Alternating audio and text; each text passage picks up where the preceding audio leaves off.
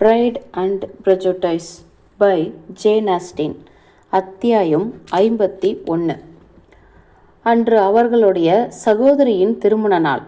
Lydia தன்னை நினைத்து உணர்ச்சி வசப்பட்டதற்கு மேலாக ஜேனும் எலிசபெத்தும் அவளுக்காக உணர்ச்சி வசப்பட்டிருப்பர். அவர்களை அழைத்து வர வண்டி அனுப்பப்பட்டது. அதில் அவர்கள் இரவு விருந்திற்குள் திரும்புவதாக இருந்தது. அவர்களுடைய வருகையை நினைத்து மூத்த சகோதரிகள் இருவரும் பயந்தனர். தான் குற்றவாளியாக இருந்திருந்தால் என்ன மனநிலை இருந்திருக்குமோ அதேபோல்தான் லிடியாவுக்கும் இருக்குமோ என ஜேன் நினைத்தாள். அவளுடைய சகோதரி எவ்வாறு எல்லாவற்றையும் பொறுத்து கொள்ள வேண்டும் என்று நினைக்கும்பொழுது அவளுக்கு கஷ்டமாக இருந்தது. அவர்கள் வந்தனர். அவர்களை வரவேற்க குடும்பம் முழுவதும் காலை சிற்றுண்டி அறையில் குழுமியிருந்தது. வண்டி கதவருகே வந்து சேர்ந்தபோது மிஸ்ஸஸ் பெனட்டின் முகத்தில் புன்னகை தவழ்ந்து கொண்டிருந்தது. அவளுடைய கணவர் மிகவும் தீவிரமான முகத்தோடு காட்சியளித்தார். பெண்களோ மிகவும் பயந்தவர்களாக கவலையுடனும் அமைதியில்லாமலும் இருந்தனர். லிடியாவின் குரல் வழியிலேயே கேட்டது. கதவை திறந்து கொண்டு அவள் அறையின் உள்ளே ஓடினாள். அவளுடைய தாயார் அவள் முன்னே வந்து அவளை கட்டி தழுவி மிகவும் சந்தோஷத்துடன் வரவேற்றாள். லிடியாவை பின்தொடர்ந்து வந்த விக்காமுக்கு அன்பான புன்முறுவலுடன் அவன் கையை குலுக்கினாள். அவர்களுடைய மகிழ்ச்சியினை பற்றி சிறிதும் சந்தேகமில்லாமல் இருவரையும் சந்தோஷமாக இருக்க உற்சாகமாக வாழ்த்தினாள். மிஸ்டர் பெனட் அவர்களை அவ்வளவு சுமூகமாக வரவேற்கவில்லை. அவரது முகத்தில் கடுமை கூடியது. அவர் வாயையே திறக்கவே இல்லை. இந்த இளம் தம்பதிகள் காண்பித்த தன்னம்பிக்கை அவருடைய கோபத்தை தூண்ட போதுமானதாக இருந்தது. எலிசபெத்திற்கு வெறுப்பு உண்டாயிற்று. மிஸ் பெனட்டும் மிகவும் அதிர்ச்சியடைந்தாள். லிடியா மாறவே இல்லை. அதே போல்தான் இன்னமும் இருந்தாள். வெட்கம் என்றால் என்ன என்று அறியாதவளாக, யாராலும் அடக்க முடியாதவளாக, ஆறாவரம் மிகுந்தவளாக, சிறிதும் அச்சப்படாதவளாக இருந்தாள். ஒரு சகோதரிடமிருந்து மற்றொரு சகோதரிடம் சென்று அவர்களை தன்னை வாழ்த்தும்படி கேட்டுக்கொண்டாள். ஒருவாறாக எல்லோரும் அமர்ந்தவுடன் அந்த அறையை சுற்றி ஆர்வமாக பார்த்த அவள் அங்கு ஏற்பட்டிருந்த சிறிய மாறுதல்களை கவனித்தாள். அங்கிருந்து சென்று வெகு நாட்களாகிவிட்டன என்று சிரித்தவாறு கூறினாள். லிடியாவை போல் விக்காமிடமும் எந்த சங்கடமும் தெரியவில்லை. அவனுடைய நடத்தை எப்பொழுதுமே இனிமையாக இருந்திருக்கிறது. அவனுடைய குணமும் அவனது திருமணமும் அவர்கள் விருப்பப்பட்டவாறு இருந்ததால் அவர்களை சொந்தம் கொண்டாடிய பொழுது எழுந்த அவனது சிரிப்பும் சரளமாக அவன் பேசியது அவர்களை சந்தோஷப்படுத்தியிருக்கும். எதுவுமே நடக்காதது போல் அவன் இவ்வளவு சகஜமாக நடந்து கொள்வான் என்று எலிசபெத் நினைக்கவில்லை. எதிர்காலத்தில் அவன் எப்படி வேண்டுமானாலும் நடந்து கொள்ளலாம் என நினைத்தாள். அவள் முகம் அவமானத்தால் சிவந்தது. ஜேனும் நிறம் மாறினாள். ஆனால் யார் இருவர் இந்த குடும்பத்திற்கு எல்லாம் காரணமோ அவர்களிடத்தில் எந்தவித மாற்றமும் இல்லை. அங்கு பேச்சிற்கு எந்தவித குறைவும் இல்லை. திருமண பெண்ணிற்கும் தாயாருக்கும் பேசுவதற்கு நிறைய விஷயங்கள் இருந்தன. எலிசபெத்தின் அருகில் உட்கார நேர்ந்த விக்காம் அங்கு வசிக்கும் தனக்கு தெரிந்தவர்களை பற்றி விசாரிக்க ஆரம்பித்தான். சகஜமாக விசாரித்த அவனுக்கு சரியாக அவளால் பதில் கூற முடியவில்லை. அவர்கள் இருவருக்கும் உலகத்திலேயே மிகவும் சந்தோஷமான நினைவுகள் இருந்தது போல தோன்றியது. பழைய ஞாபகங்கள் எத்தனையும் எந்த வேதனையும் அவர்கள் நினைத்து பார்க்கவே இல்லை. தனது சகோதரிகள் எக்காரண கொண்டும் இந்த உலகத்திற்கு சொல்ல முடியாத விஷயத்தை பற்றி லிடியா தானாகவே சொல்ல ஆரம்பித்தாள். நான் சென்று 3 மாதங்கள் ஆகிவிட்டன. ஆனால் 15 நாட்கள் தான் ஆகியிருப்பது போல் தோன்றுகிறது. இருப்பினும் இந்த சமயத்தில் போதுமான அளவிற்கு விஷயங்கள் நடந்துள்ளன. நான் கிளம்பி சென்றபோது திருமணமானவளாக மீண்டும் இங்கு திரும்பி வருவேன் என்று நினைக்கவே இல்லை. ஆனாலும் அவ்வாறு நடந்தால் எவ்வளவு வேடிக்கையாக இருக்கும் என்று நான் நினைத்தேன் என்றாள். அவளது தகப்பனார் கண்களை உயர்த்தி அவளை பார்த்தார். ஜேனிற்கு மிகவும் கஷ்டமாகிவிட்டது. எலிசபெத் லிடியாவை அர்த்தத்துடன் பார்த்தாள்.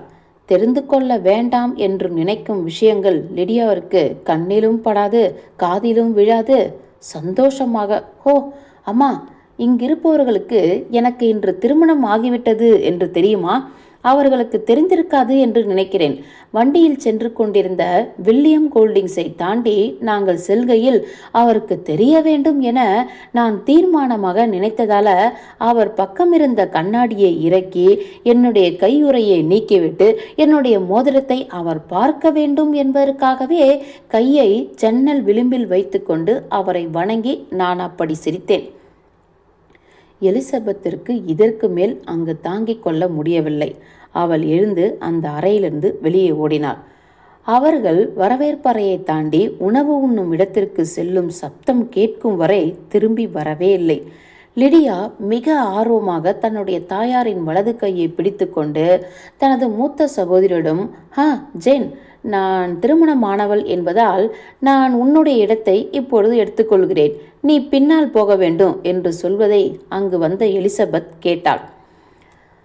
முன்பு எந்தவித சங்கடமும் எழாத லிடியாவிற்கு பின்னாலும் எந்தவித சங்கடமும் எழப்போவது இல்லை. அவளுடைய உற்சாகமும் இயல்புத்தன்மையும் அதிகரித்தன. மிஸ்ஸஸ் பிலிப்ஸ், லூகாஸ் குடும்பத்தினர் மற்றும் அருகில் வசிப்பவர்கள் அனைவரையும் சந்தித்து அவர்கள் அனைவரும் தன்னை திருமதி விகாம் என்று அழைப்பதை கேட்க அவள் ஆவலாக இருந்தாள். இதற்கிடையில் இரவு விருந்து முடிந்த பின் மிஸ்ஸஸ் ஹில்லிடமும் மற்றும் இரு பெண்களிடமும் தன்னுடைய திருமண மோதிரத்தை காண்பித்து தனக்கு திருமணம் ஆகிவிட்டது என்று பெருமை சாற்றிக்கொள்ளச் சென்றாள். என்னுடைய கணவரை பற்றி என்ன நினைக்கிறாயம்மா? அழகாக இருக்கிறான் இல்லையா? என்னை பார்த்து என் சகோதரிகள் எல்லோரும் பொறாமைப்படுகிறார்கள் என்று நினைக்கிறேன். என்னுடைய அதிர்ஷ்டத்தில் பாதி அளவாவது அவர்களுக்கு கிடைக்க வேண்டும் என விரும்புகிறேன். அவர்கள் எல்லோரும் கண்டிப்பாக பிரைடனுக்கு செல்ல வேண்டும். கணவன்மார்களை தேட அதுதான் தகுந்த இடம். என்ன ஒரு வருத்தம் அம்மா, நாம் அனைவரும் போகாமல் இருந்துவிட்டோம் என்று எல்லோரும் சிற்றுண்டி அறைக்கு திரும்பியவுடன் லிடியா கூறினாள். உண்மைதான், என் இஷ்டம் போல செயல்பட்டால் நாம் கண்டிப்பாக போக வேண்டும். ஆனால் எனது அருமை லிடியா, நீ அவ்வளவு தூரம் செல்வது எனக்கு பிடிக்கவில்லை. கண்டிப்பாக போக வேண்டுமா என்ன? அடக்கடவுளே, ஆமாம் அம்மா, அதில் ஒன்றும் பிரச்சனை இல்லை. எனக்கு எல்லாவற்றையும் விட அங்கு செல்வது மிகவும் பிடிக்கும். நீ, அப்பா, என்னுடைய சகோதரிகள் அனைவரும் என்னை பார்க்க வர வேண்டும். இந்த குளிர்காலம் முழுவதும் நியூ கேஸில் தான் இருப்போம். அங்கு கண்டிப்பாக சில நடன நிகழ்ச்சிகள் இருக்கும். அவர்கள் எல்லோருக்கும் நல்ல ஜோடி கிடைக்கும்படி நான் பார்த்து கொள்வேன். இதைவிட எனக்கு பிடித்தமானது வேறு எதுவும் இல்லை என்றாள் அவளது தாயார். நீ திரும்பி செல்லும் பொழுது ஓரிரு சகோதரிகளை என்னிடம் விட்டு செல்லலாம். குளிர்காலம் முடிவதற்குள் அவர்களுக்கு கணவன்மார்களை கிடைக்க நான் கண்டிப்பாக ஏற்பாடு செய்வேன். என்னுடைய பங்கிற்கு நான் உனக்கு நன்றி கூறுகிறேன் என்ற எலிசபெத், ஆனால் நீ கணவன்மார்களை தேடும் விதம் எனக்கு கொஞ்சமும் பிடிக்கவில்லை என்றாள். லண்டனை விட்டு கிளம்புவதற்கு முன் அவனுக்கு வேலை கிடைத்தது. எனவே 2 வாரங்களுக்கு பிறகு அவன் அந்த படைப்பிரிவில் சேருவதாக இருந்ததால் அவர்கள் 10 நாட்களுக்கு மேல் அங்கு தங்குவதாக இல்லை. மிஸ்ஸஸ் பென்னட்டை தவிர வேறு எவருக்கும் அவர்கள் மிக குறைந்த நாட்களுக்கு தங்குவது வருத்தத்தை அளிக்கவில்லை. அவர்கள் அங்கு தங்கியிருந்த நாட்களில் பெரும்பாலான நேரத்தை மகளுடன் வெளியே செல்வதற்கும் விருந்துகள் ஏற்பாடு செய்வதற்கும் அவள் உபயோகப்படுத்தி கொண்டாள். குடும்பத்தினர் மட்டும் சேர்ந்து இருப்பதை பெரும்பாலோர் தவிர்க்க விரும்பியதால் இந்த விருந்துகள் எல்லோருக்கும் வரவேற்கத்தக்கதாக இருந்தன. லிடியாவின் மேல் விகாம் கொண்டிருந்த அன்பு எலிசபெத் எதிர்பார்த்தது போலவே இருந்தது. லிடியாவிற்கு அவன் மேலிருந்த அன்பு சமமாக அவனது அன்பு அவள் மேல் இல்லை. அவள் அவன் மேல் கொண்டிருந்த காதலின் சக்தியால் தான் இந்த ஓடிப்போவது என்பதை நிகழ்ந்துள்ளது என்பது முன்பவே தெரியும்.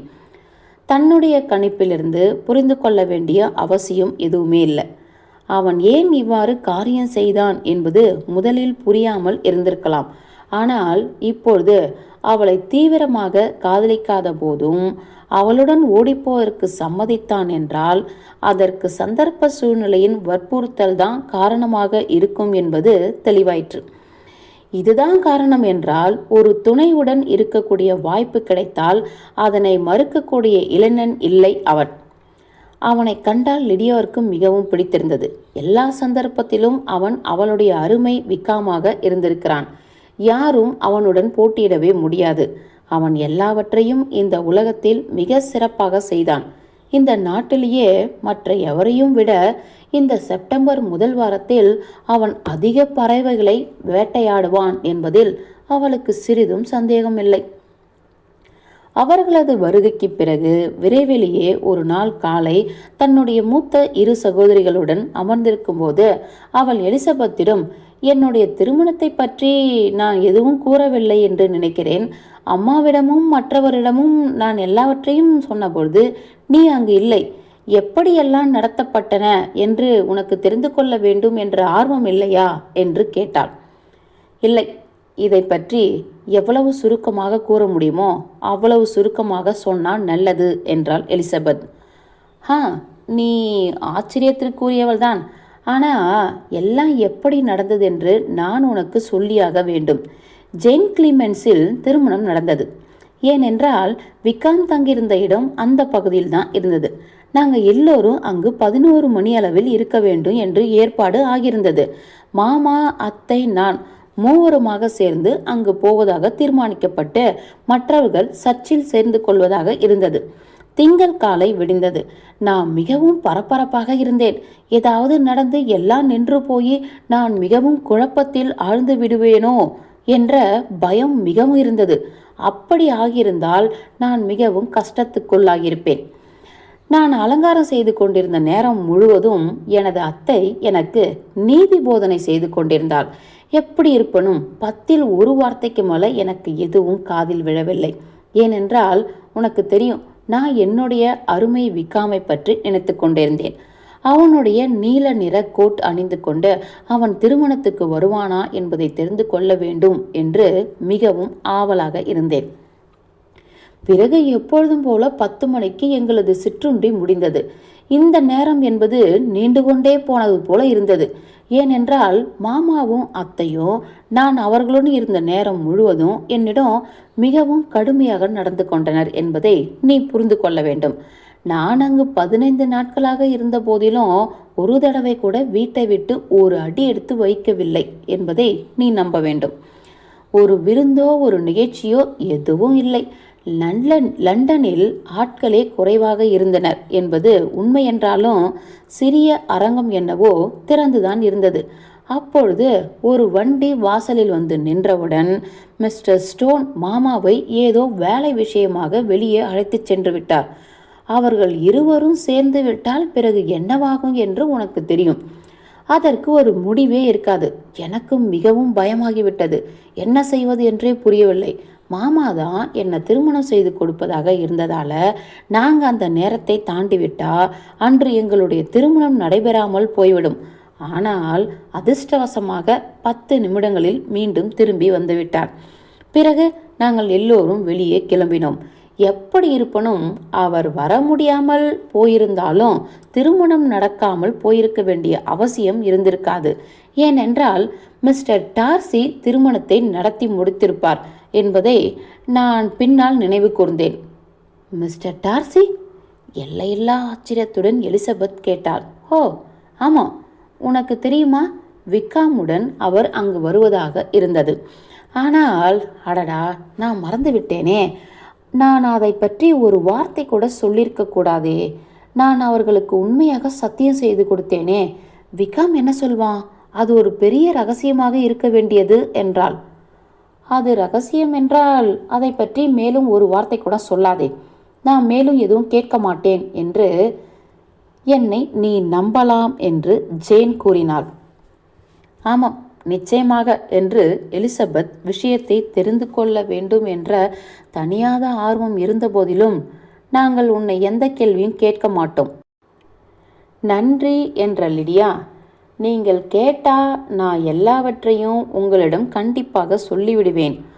ஆனால் விக்காமிற்கு மிகுந்த கோபம் வருமே என்றாள்.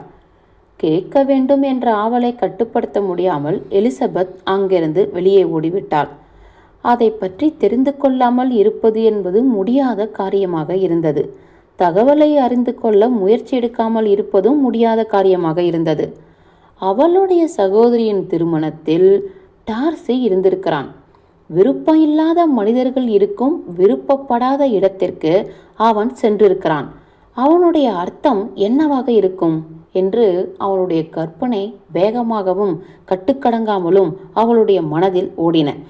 ஆனால் எதுவும் அவளுக்கு திருப்தியை அளிக்கவில்லை. அவனுடைய நடத்தை உயர்குடி மகனுக்குரியது போல் இருந்தது என்று வைத்துக்கொண்டு அவள் இந்த விஷயத்தை புரிந்து கொள்ள முயற்சி செய்த போதும் அது முற்றிலும் நடக்க முடியாத ஒன்றாக இருந்தது. விஷயத்தை இனிமேலும் தெரிந்து கொள்ளாமல் இருக்க முடியாது என்ற ஆர்வத்தில் அவசரமாக ஒரு தாளை எடுத்து லிடியா கூறிய விஷயத்தை பற்றி விளக்கத்தை கேட்டு தன்னுடைய அத்தைக்கு சுருக்கமாக ஒரு கடிதம் எழுதினாள். நாம் எவருடனும் தொடர்பு இல்லாத ஒரு நபர், சொல்லப்போனால் நமது குடும்பத்திற்கு அந்நியமான ஒருவர் எப்படி அந்த சமயத்தில் அங்கு இருந்தார் என்பதை தெரிந்து கொள்ள எனக்கு எவ்வளவு ஆவலாக இருக்கும் என்பதை நீங்கள் உடனே புரிந்து கொள்வீர்கள் என்று நினைக்கிறேன். லிடியா நினைப்பதை போல் அது ரகசியமாக இருக்க வேண்டும் என்பதற்கு பலமான காரணம் இருந்தாலன்றி எனக்கு அதை பற்றி உடனே பதில் எழுதுமாறு கேட்டுக்கொள்கிறேன். பலமான காரணம் ஏதாவது இருப்பின் நான் அதை பற்றி எதுவும் அறிந்து கொள்ளாமல் திருப்தி அடைவதற்கு முயற்சிக்க வேண்டும். அந்த கடிதத்தை எழுதி முடித்தவுடன், என்னால் அவ்வாறு இருக்க முடியாது எனது அருமை அத்தையே, நீங்கள் அதை பற்றி நல்லபடியாக எதுவும் கூறாவிடின் அதை பற்றி கண்டுபிடிக்க வேறு தந்திரங்களையும் உபயோகங்களையும் கண்டிப்பாக மேற்கொள்ள வேண்டிய நிலைக்கு தள்ளப்படுவேன் என்று தனக்குத்தானே கூறிக்கொண்டாள். லிடியா தன்னை மீறி கூறிய விஷயத்தை பற்றி எலிசபெத்திடம் அந்தரங்கமாக பேச ஜேனுடைய மரியாதையான குணம் அவளை அனுமதிக்கவில்லை. எலிசபெத் அதனால் சந்தோஷமடைந்தாள். அவளுடைய விசாரணைக்கு திருப்தியான பதில் எதுவும் தெரியும் வரை அந்தரங்கமாக பேசுபவர் யாரும் இல்லாமல் இருப்பதே நல்லது என அவள் நினைத்தாள். அத்தியாயம் 51 முடிந்தது. பிரைட்